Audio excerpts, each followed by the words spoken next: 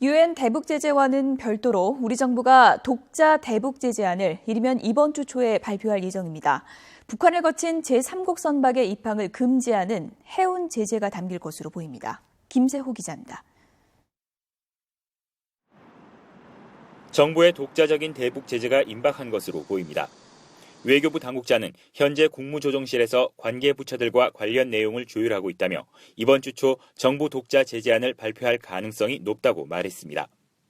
독자 제재에는 북한을 들렀다 온 제3국 선박의 국내 입항을 금지하는 내용을 담은 해운 제재를 비롯해 대북 물자 반출 통제 강화 등의 내용이 포함될 것으로 보입니다.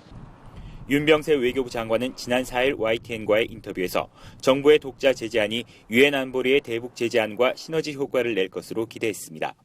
거기에 이제 여러 가지로 기존 안보리 제재에 있는 부분을 더 확대하거나 또 없는 부분을 추가하는 그런 부분들이 있을 텐데요.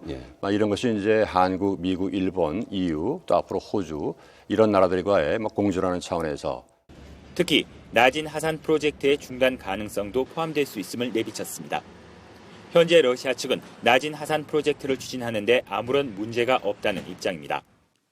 외교부 당국자는 우리 정부의 독자 제재안이 확정된 뒤 러시아와 나진 하산 프로젝트와 관련해 구체적인 협의를 할 것으로 보인다고 말했습니다.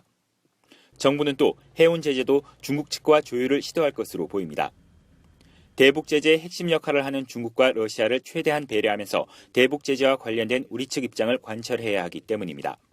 정부는 대북 독자 제재와 함께 미국과 일본 등 주요 동맹국들과의 양자 제재에도 속도를 내며 북한에 대한 압박 수위를 높여나갈 계획입니다.